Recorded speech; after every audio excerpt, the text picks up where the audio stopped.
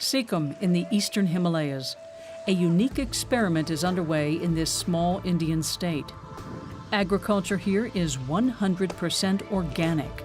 Synthetic pesticides and fertilizers are banned. We are not only taking everything from the environment, but we are giving something back to the environment.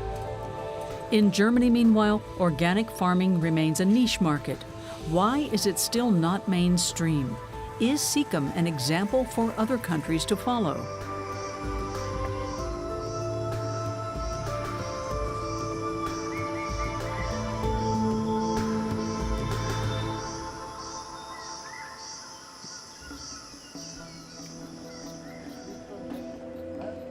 The authorities in Sikkim are strict. Conventionally farmed fruits and vegetables are forbidden, so they're being destroyed.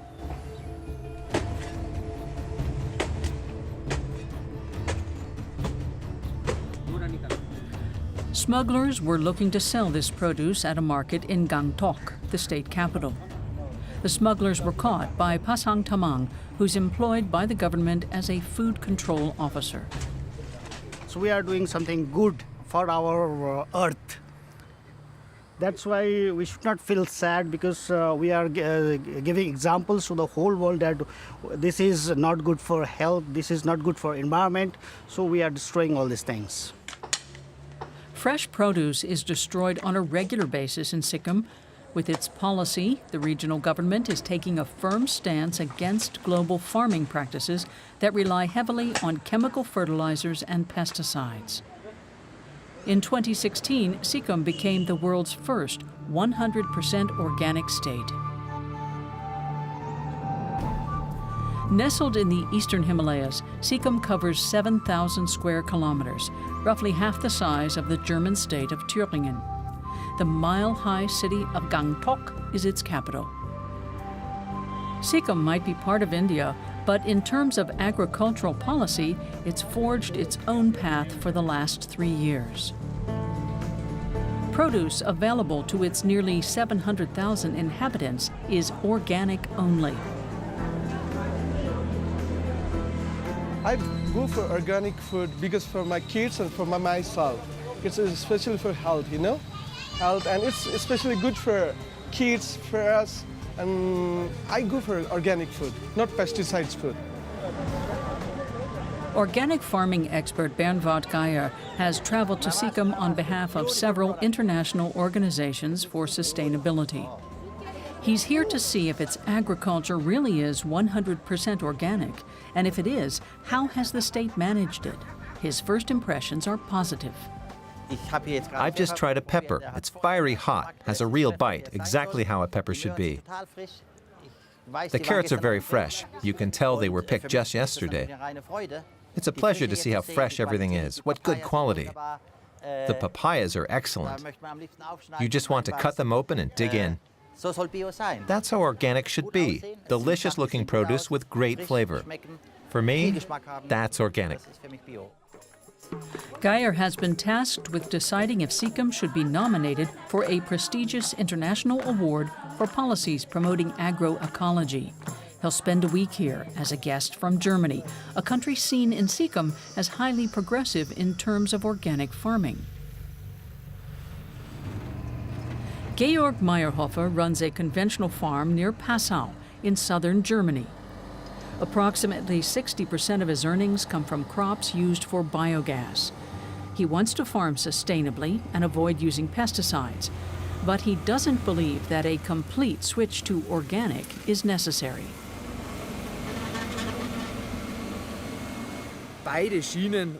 Both types of farming produce healthy crops that will help you live to 100. The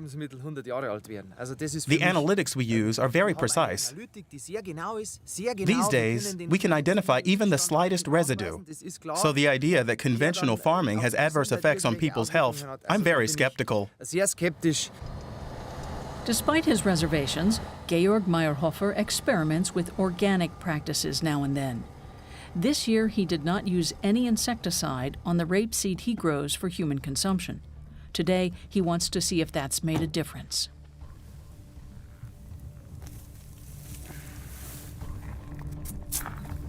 Also was man hier sieht, ist ein Befall. What we're seeing here is an infestation of rape stem weevil. For me as a farmer, it's always very hard to gauge exactly what the pesticide does. You don't know exactly what effect it's had. But I like to try new things out. And as a beekeeper, I wanted to see if doing without pesticides is a viable option. It's all down to the harvest. Given the infestation we're seeing here, it's not looking promising. The switch to organic farming is a time-consuming process and calls for a lot of patience. Crops and soil need to adjust after years of conventional farming. Meyerhofer's experiment with rapeseed has cost him 25% of his usual yield. Next year, he'll go back to spraying his crops. With conventional farming, crop losses aren't factored into the business model. In order to maximize profits, farmers need to be an organized and unanimous group. It's German Farmers' Day in Wiesbaden, the annual conference of the German Farmers Association. The event demonstrates how much of farming in Germany works. It's a large-scale industry led by risk-averse interest groups. The delegates insist they're open-minded about organic farming, but they're also quick to stress that it's a tricky market. If we don't find sellers, or the organic farming sector tells us that it prefers organic grain imported from Ukraine, then we need to take that into account. We're not operating in a vacuum. The organic market exists and it will continue to grow, but a centrally planned 100% switch to organic farming just doesn't make sense. Judging by the mood at the Farmers' General Assembly, organic farming has little chance of flourishing. The association carefully cultivates its ties to the chemicals industry. One of the world's largest pesticide manufacturers is among the event's sponsors. And yet, among German farmers, there are many opponents of conventional methods. Here in the Altes Land region north of Hamburg, Ulrich Beckmann turned his back on old-school farming after 20 years. It's going to rain again on the weekend. Let's get rid of those weeds. Okay, I'll get started. His apple orchard covers 50 hectares. 2 years ago, Beckmann stopped using glyphosate and pesticides.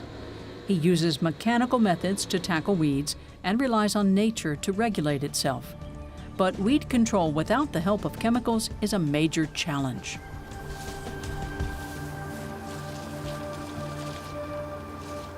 We've got an infestation of pests. That's a part of organic farming, but for me, it's a new problem. We don't have the option of regulating it. We just have to hope that nature comes to our aid and that beneficial insects are able to fight the pests. A drop in yield is to be expected after a switch to organic farming. This year, we've also got clouded drab moths and apple scab. In the first year, the apple harvest shrunk by 30%, a tough lesson. You get financial support for converting, but it's nowhere near enough to offset the risk. You have to shoulder the risk yourself. He's also not allowed to label his produce organic for the first 3 years. That's because after decades of conventional farming, the soil isn't yet certified as organic. I have the production costs of organic farming, but I'm not in a position to market my produce as organic. So that adds up to costly production, but uncertain prices. Farmers who convert to organic farming get little to no subsidies. It varies from state to state.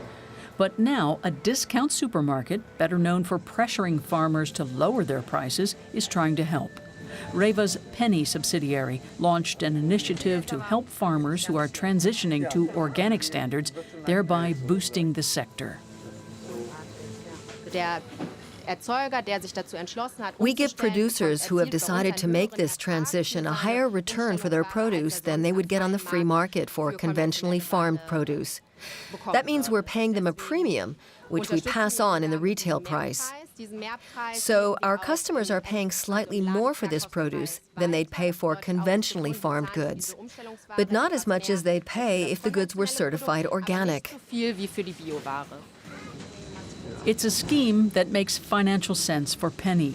It saves costs by reducing its share of expensive imported goods. Just 8% of farms in Germany are organic. Demand for locally sourced organic vegetables tends to exceed supply.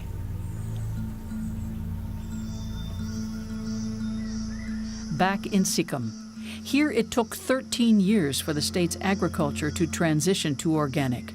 66,000 farmers were retrained. Bernward Geyer is visiting Mala Sherpa and her husband. They have just 4 hectares of land, but grow 16 sorts of fruits and vegetables, even though they could live from sales of cauliflower, broccoli, and cabbage alone. We like to not only to harvest the vegetable from the field, but we like to see the health of our soil also.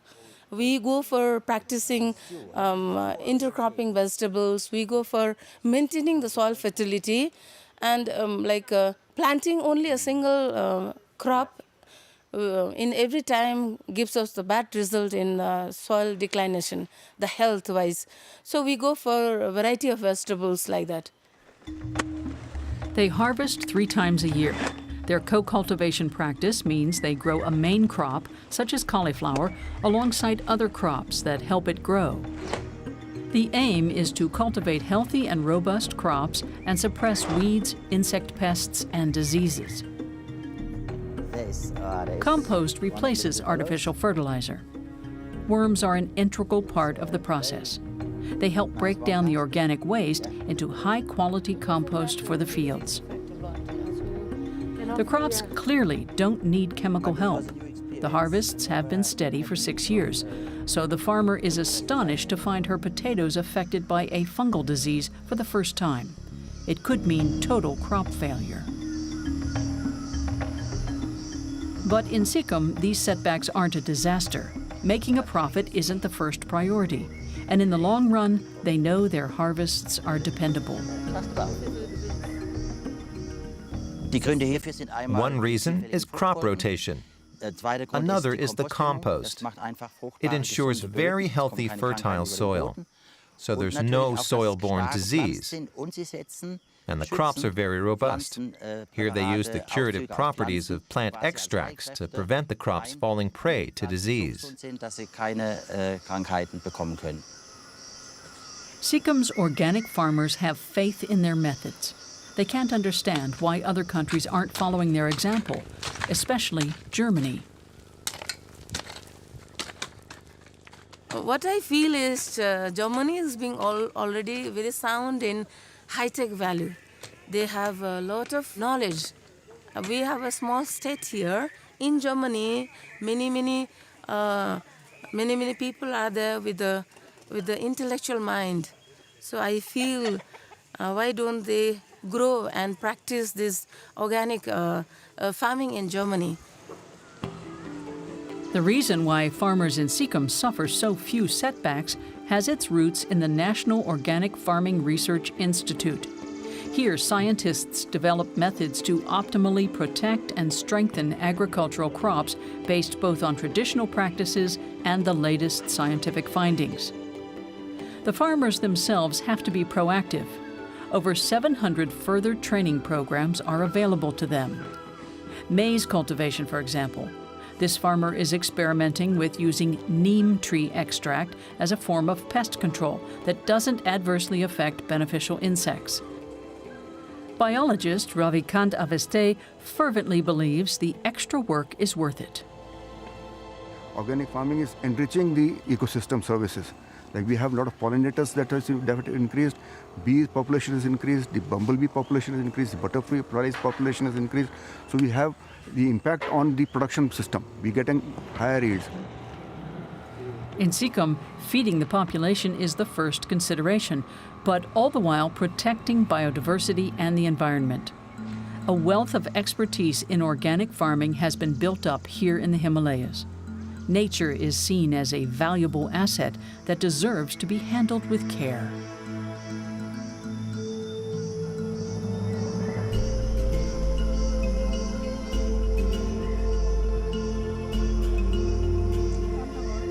The fact that Sikkim became the world's first region to switch to 100% organic agriculture has a lot to do with people's attitudes.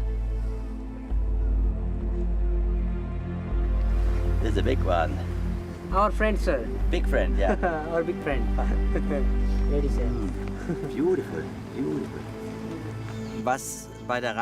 What I've noticed here is that these farmers have a different mentality. They understand that they're part of nature. It might be something to do with their faith, but they respect nature. And because of that, they can't really imagine using agrotoxins and artificial fertilizers. Chemical-free farming, a vision that Sikkim is making reality. Here at another research institute, staff and farmers have gathered to meet the man who led Sikkim's reinvention as a model organic state. Pavan Chamling was India's longest-serving chief minister. He is the son of farmers and travels regularly through the state, drumming up support for his mission. Persuading farmers to dispense with pesticides and artificial fertilizers wasn't easy at first. For more than 40 years, conventional farming was the norm here, as it is across the rest of the country. But Pavan Chamling is playing the long game. It was very hard to convince the people, especially farmers. It was because people to change their habit and way of thinking. This is very difficult, but slowly people appreciate and realize that we have decided to become organic. Now, 3 other states in India are planning to go fully organic. Pavan Chamling won the people of Sikkim over to his vision. Others are now following suit. My vision is that entire world should be organic world by 2050. And for that, we all work together for our better future. If we'll work together, it is definitely possible. This is my message to the world. But the acid test is this: does organic farming have the capacity to meet demand in large industrialized nations? Researchers in Frick, Switzerland, are looking to answer this question. For 40 years, this field has been farmed conventionally. Directly next to it are fields that are being farmed organically. The long-term experiment has led to a significant finding. The soil on the organic fields is of considerably higher quality. Urs Nigli heads up this ambitious experiment, the only one of its kind worldwide. He says it shows that organic plants are stronger and more robust than their detractors maintain.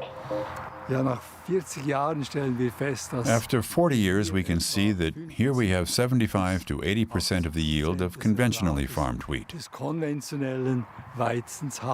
You can see with the naked eye that the crop is healthier. We've got weeds under control, no problem. It's a flourishing wheat field.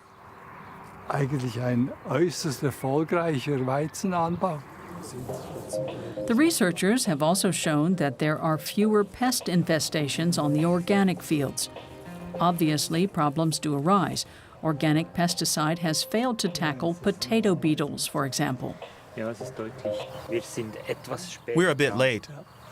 It wasn't very effective.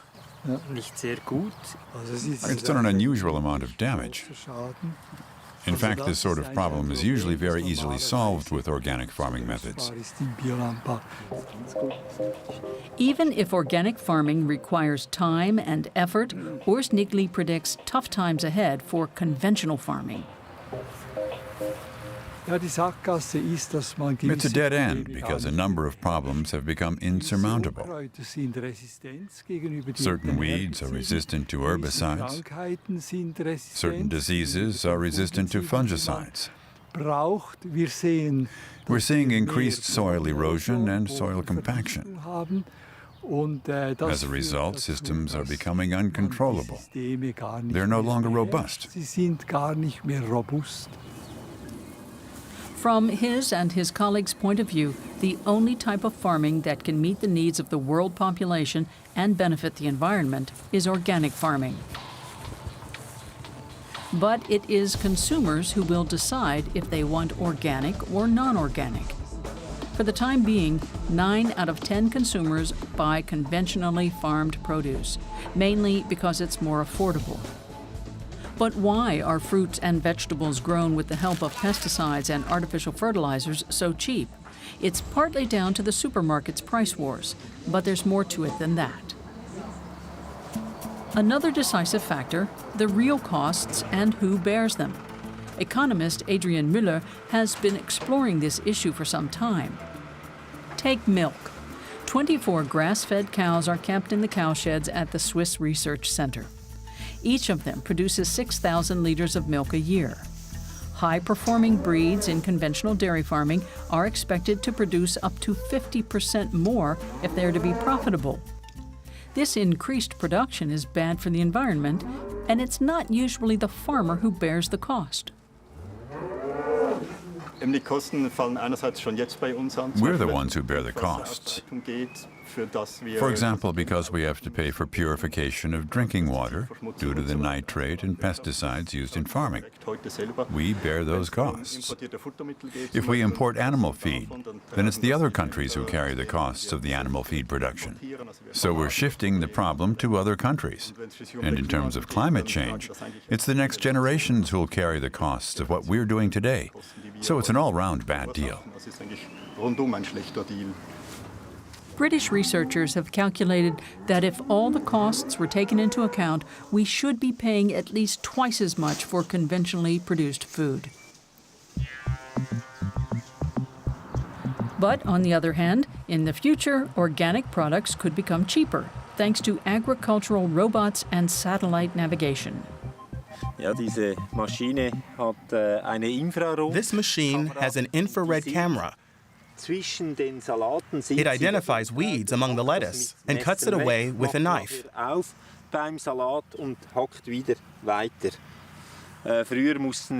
It used to take 25 people working a whole afternoon to achieve the same result we can now achieve with one person using a tractor and a robot.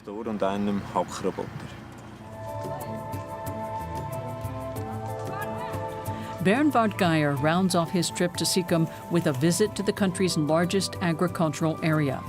The Temi Tea Garden covers 177 hectares. 400 people work here, producing some of the best organic tea in Asia. Harvests are completely stable. The added nutrients in the loamy soil ensure the tea bushes are highly resilient. This organic tea plantation shows that it's possible to produce tea in harmony with nature.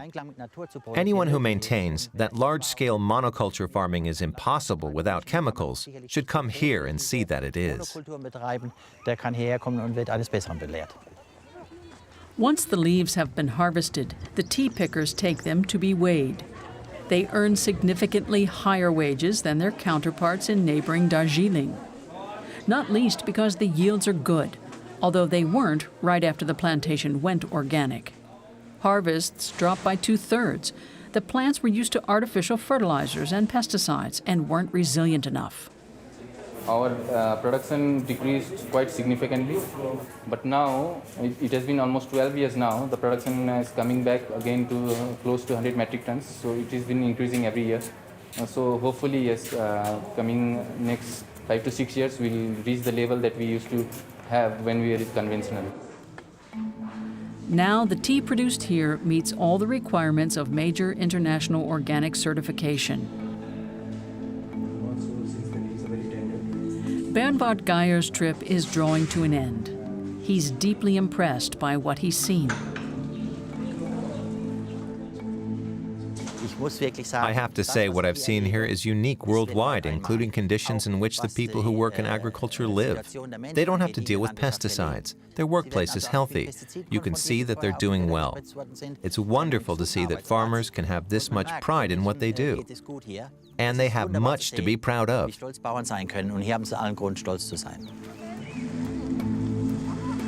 Sikkim is small, but its vision is enormous. Perhaps the eco-farmers of the Himalayas are kick-starting worldwide change.